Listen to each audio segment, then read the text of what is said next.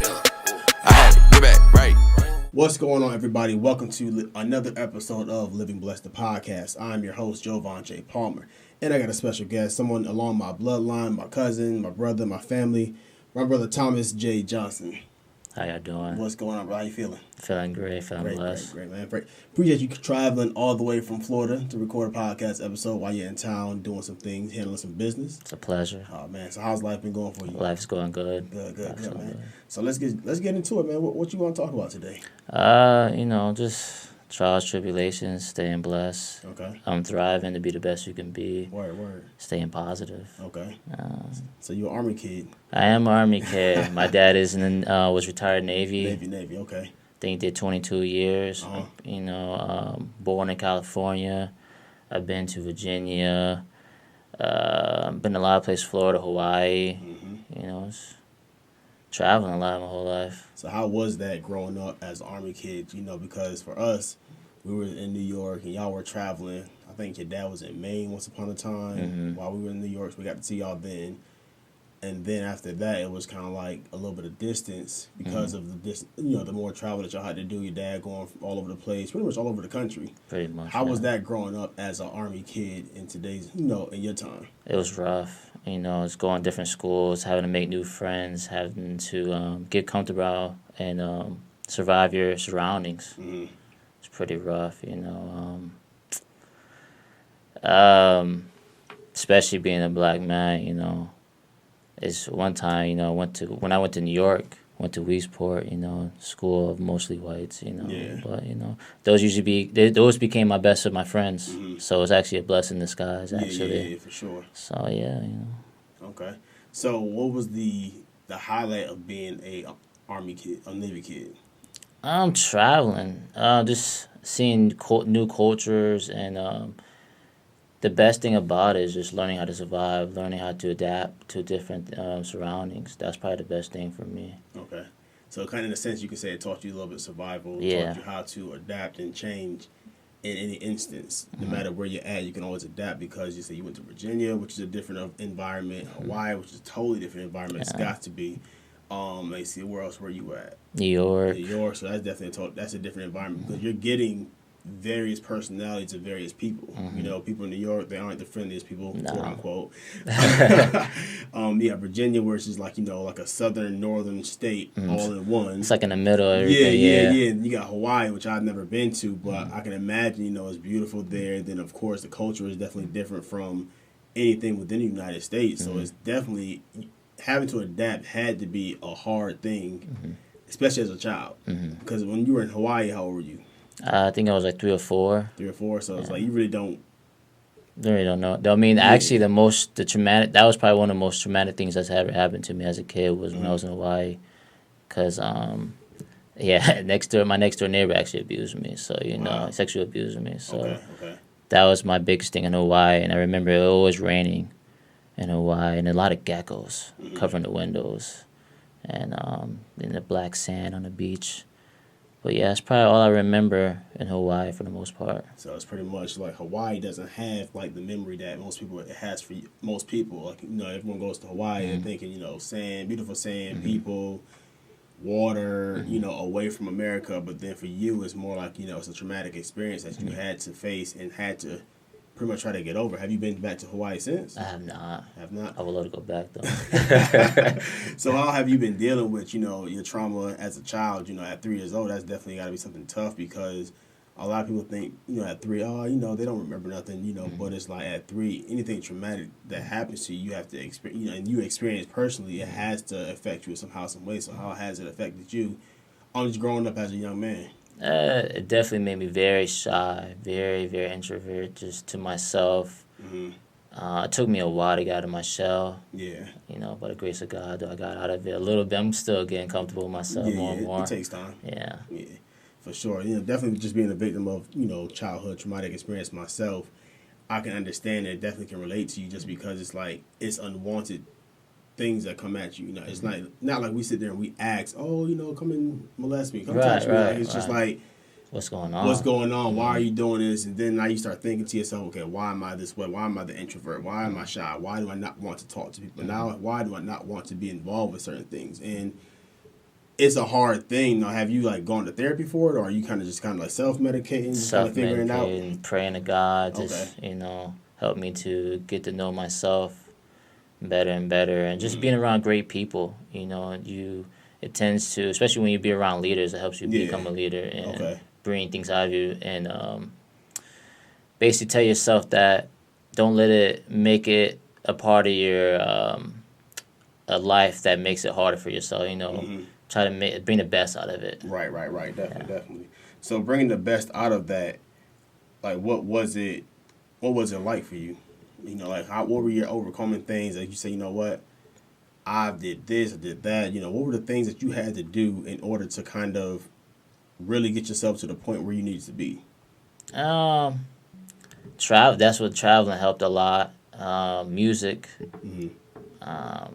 A lot of my great friends that growing up, they were very shy, so I kind of got comfortable with them. But just seeing other great leaders is around, it pushed me to become a great leader. Okay. Had great teachers.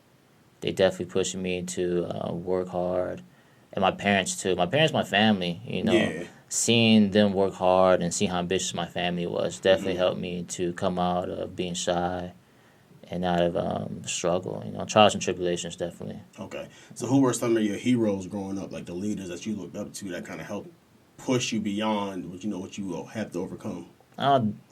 Malcolm X, my mother, all my family. But I look up to all my family. Yeah. But yeah, Malcolm X, that was really a big one to me. I wrote a big essay on him in high school.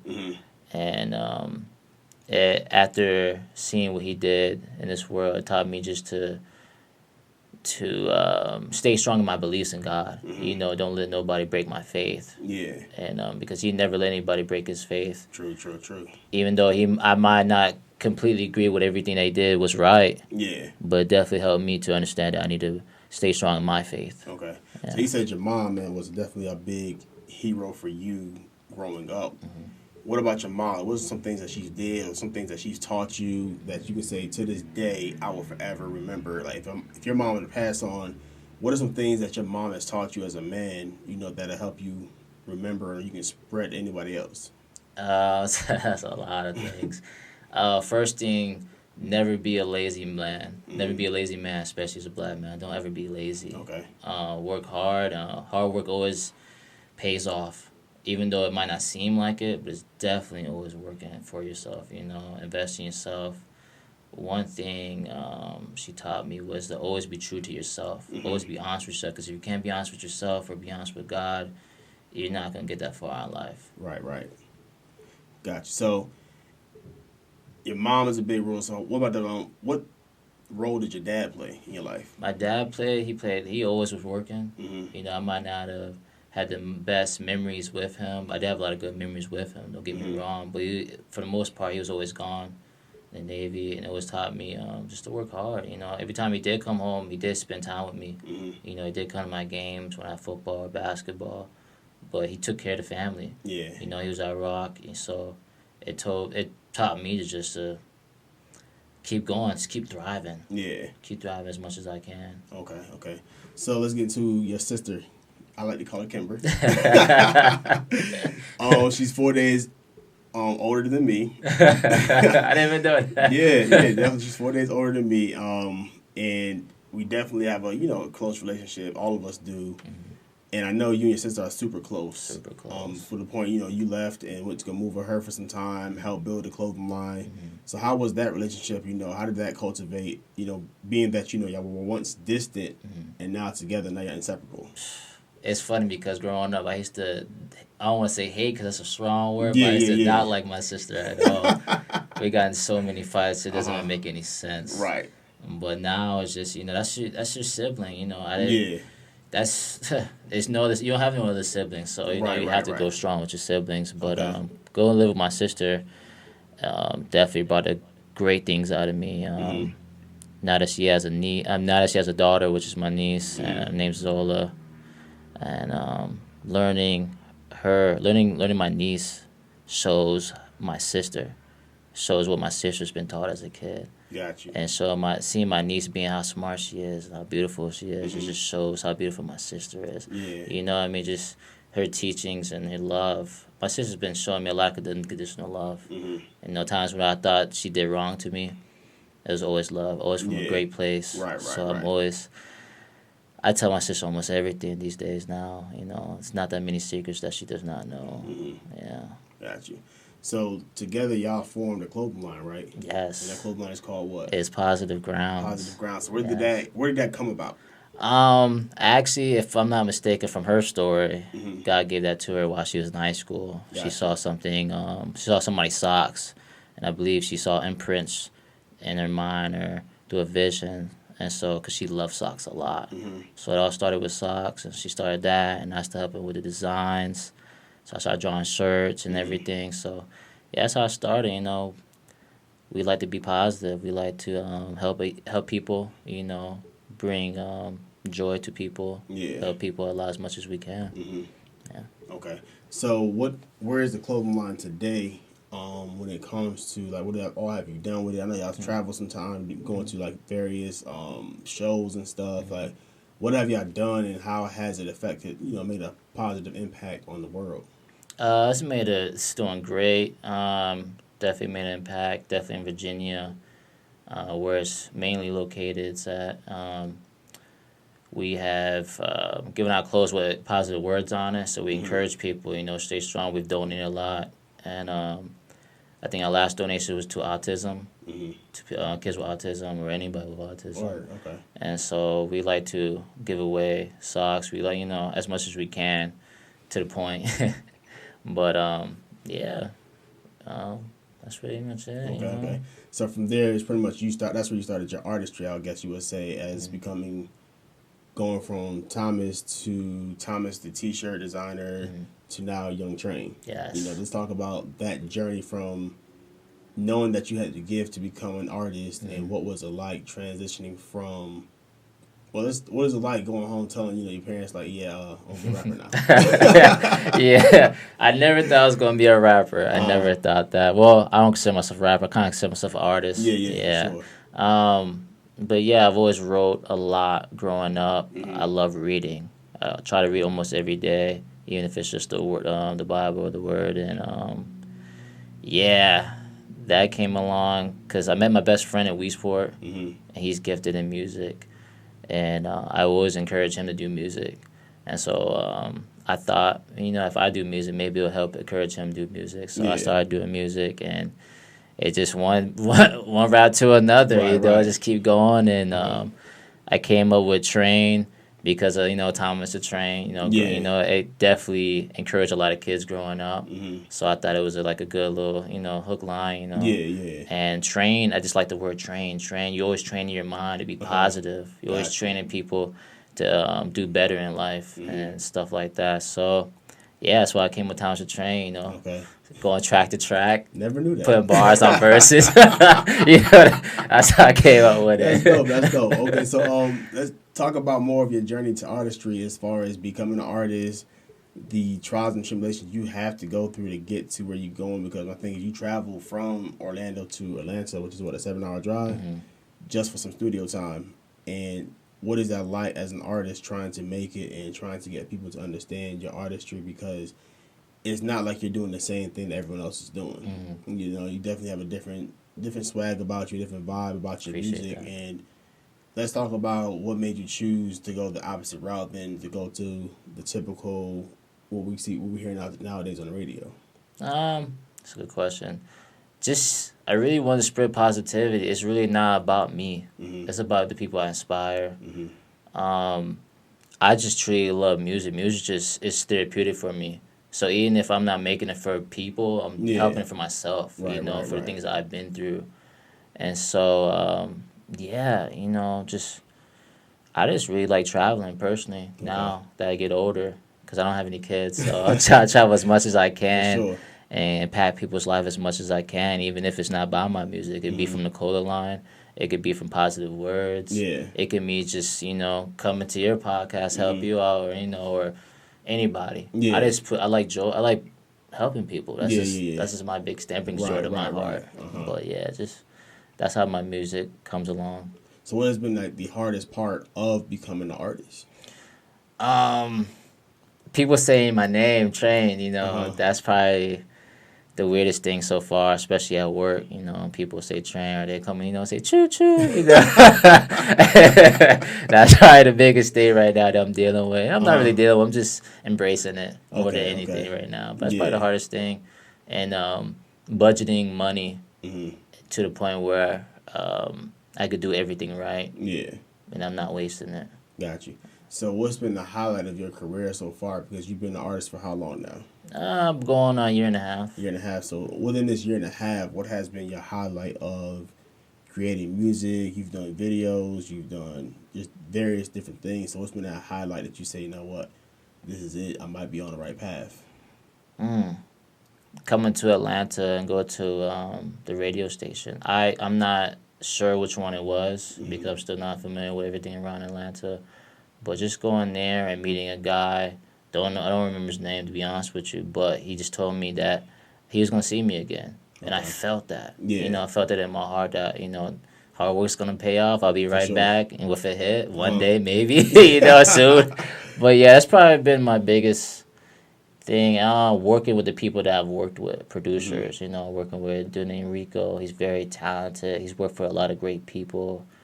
And a lot of great celebrities. I don't want to say those names because, but yeah, being blessed to work with him. Okay. And working with other rappers or other artists, pretty much, that's pretty much my biggest thing. For them to actually come up to me and say, hey, I want to work with you. That's probably my highlights of my career so far. Okay. Noticing that I'm actually doing something for them to actually come up to me and want to work with me. But yeah. Okay, so being an artist and trying to maintain a work life because the bills got to get paid. Definitely. Right now the music probably isn't bringing in the money you would like it to bring in. So how is it balancing music and artistry and an actual 9 to 5? The balance is hard, but I think it's more, like I said, it's therapeutic. I go to work, do my 9 to 5, pay the bills, and whatever I have left over, I invest it in myself or, help with my family or whatever I can do. Just the hardest thing, the best thing about work, the 9 to 5 is when you go to work, you don't want to be there forever. So when you get home, you're like, okay, let me work on my passion. Right. Let me work on my passion a little bit more so I can get out of here faster. Gotcha. So yeah, that's my balance right now. But I love hard work though. It builds character. For sure. So I love it. I don't take it for granted at all. I don't. You get to meet great people. Yeah. And some of those people that you work with, they usually are a blessing in your life. So I definitely don't take that for granted. But it's a good balance right now. I'm actually dealing with it pretty good. I'm hoping this is my last year, but you never know. You never know. You might see me. Yeah. It takes time. A lot of people think, like a lot of kids I work with, it's like everyone wants to be a rapper nowadays. They want to be a hip hop artist, and True. They don't know what it takes to get your stuff off the ground. Putting it on YouTube, putting it on SoundCloud, Spotify, Apple Music, all that types of stuff, and really getting into the business of music. I think a lot of people fail to realize that there is a business behind music. It's not just rapping. It's not just writing some lyrics and just putting a beat behind it. It's more of really getting into it. And what advice would you give to somebody who's trying to become an artist and really trying to get into the game? Like, what would you say to them? Take things day by day. Take your time. Greatness takes time. Do it because you love to do it, not because of the money. Because you'll definitely fail when it comes just to the money. Give out free music. Let people hear you. Be a leader. Encourage people. That's my biggest thing right now. That's what encourages me. I'm not really worried about being famous. Definitely, I don't care about fame. So I'm just doing it because I love to do it personally. Got you. I don't care what other people think about me because people already laugh at me right now with the Thompson Train. So I'm pretty much over it. But my niece loves it. She likes Thompson Train. So as long as it brings joy. So where does the song come from? And when you're like for me, when I do motivational stuff. I'm typically driving, I'm reading something, I'm hearing something, and then I'm like, oh, that'd be a dope quote. Now, where do you get your drive to write music? Where does the lyrics come from? A lot of things. I'm very artistic, so I could look at anything and draw art from it or draw meaning from it out of my perspective.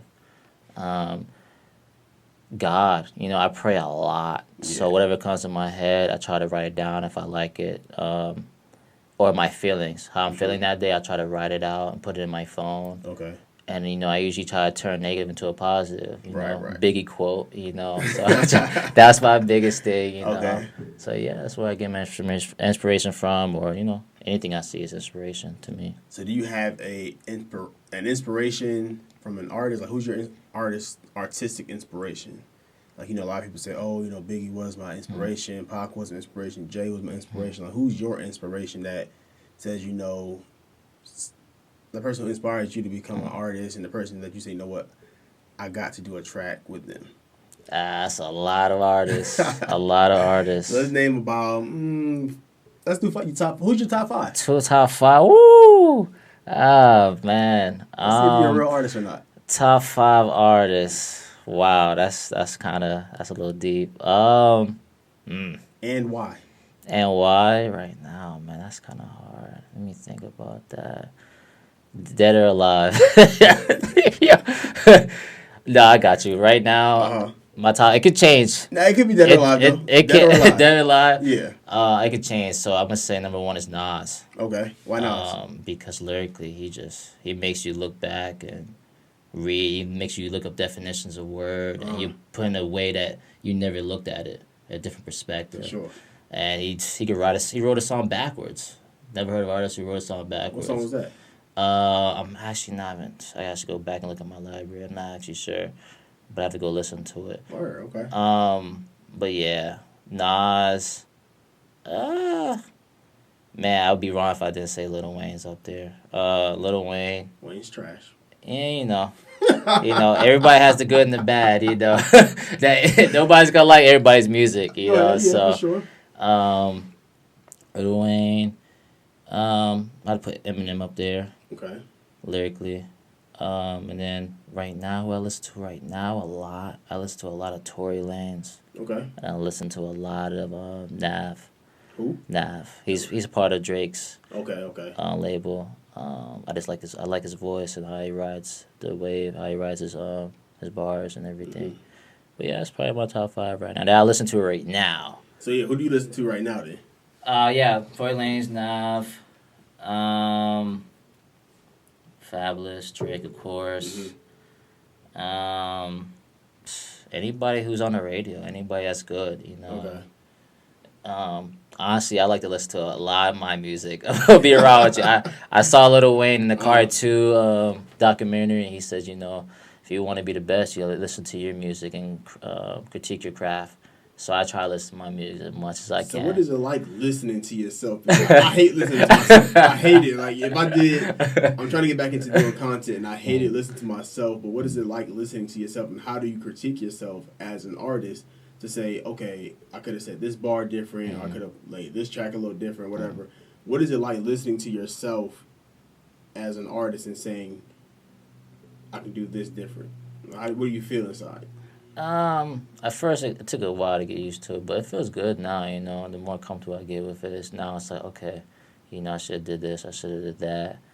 But it's just like looking at your past life, and all the trials that you've been through. Mm-hmm. And it's kind of looking like that, you look at your past, you say, man, I wish I did this, but I'm glad I did that because now it shows me what I could do better. Okay. So that's how I look at it. I just look at it just to make myself feel better about myself, Say, hey, man, everybody makes mistakes. It's okay. It is okay to make mistakes. You have to make a lot of mistakes to be great. For sure. So your first time in the studio versus your last time in the studio last night, what's the difference now? Way more comfortable. I'm not ashamed. I'm not scared to do new things. Okay. Doing some more. I'm not the best singer, but you're gonna hear me sing. I'm not the best, but I don't mind trying new things. I don't mind trying things out of my comfort zone, as long as it doesn't cross what I believe in. Mm-hmm. But yeah, I love when y'all listen to the new tape. Y'all gonna hear a lot of new things that y'all would not expect from me. Okay. You know, So when is the new tape dropping? next Tuesday, March 24th. Got a title for it? Yes, transition. Transition. As I go through state to state, you know, laying tracks to track, it's a transition. You know, meeting new people, living with my boys from New York. You know, everything's a transition through life. Year by year, day by day, it's a transition. You know, Right. so just y'all get to see my transition in life and what I've been going through with my past life and to my present, and y'all see who I hang around with. You know, my boys are on the track, on some of the tracks. So yeah. So being an artist allows you to be individualistic. It allows you to be creative as you want to be. It allows you to control, especially being an independent artist, it allows you to control everything that you exactly want it to be without having to fall into the hype of, big labels, the hype of what radio is pushing. How does that feel to be able to control your own music? It feels great. I probably stayed independent forever. Okay. To be honest with you, it'll probably take a lot for a label to sign me, because I do like to have a lot of control of my music. I do. I don't want the wrong people to influence me in the wrong way, especially with me being a positive person and being a leader. I don't want to steer people in the wrong direction because of a label. I don't want to do things just because of radio. I want to be able to feel free and to voice my opinion on certain things. Got you. Yeah. So what are some things that you like to voice your opinion on? Positivity. I'm not really big into politics, so I do like to speak upon positivity, so people can think about other things that's gonna help them get through the day. What do I like talking about? I like talking about just being a role model. I'm tired of seeing kids talking about being a savage. No disrespect to Savage 21 because he's a great artist, but I don't like kids talking about being savage and being bad and doing bad things and finding joy out of bad things. I really want to steer them in the right direction. I want them to help them deal with their problems, to let them know that they're not the only person who's going through a lot day by day, anything they're going through. I just like to help people. So. Gotcha. So where can we find you? Are you on any social media outlets? Are you anywhere? Like, how can we find your music? I'm on Instagram as Young Train, Young and _Train. Okay. I'm on SoundCloud. That's it so far. You can find me on Facebook and a little bit of Twitter. But right now, I'm just trying to stay away from social media, even though I know it's the best thing to do, how you get your music out there. Yeah. But I like people to feel like they're a part of my music. Gotcha. I like to grow my fan base, a little fan base.